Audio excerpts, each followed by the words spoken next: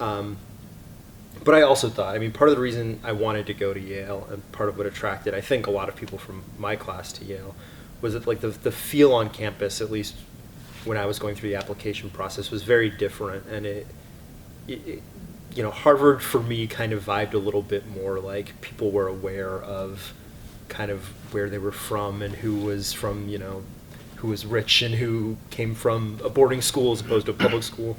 And at least in my experience, I just didn't see that at Yale. It really did seem like it was a really diverse group of people, and basically people were kind of willing to, you know, meet you where you were at.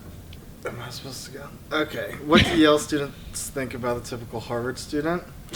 I think probably smart. Maybe a little more academic and a little more rigid, and maybe a little less fun that would be the stereotype, I think.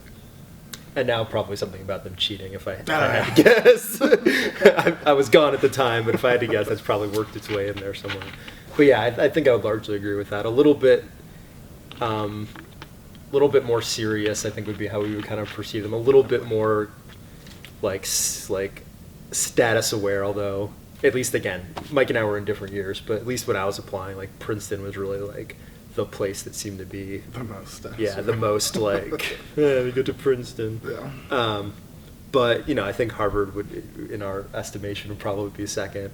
And I assume that at Harvard and Princeton, they're like those stuck-up Yale assholes. Like, excuse my language. I never went to a naked party.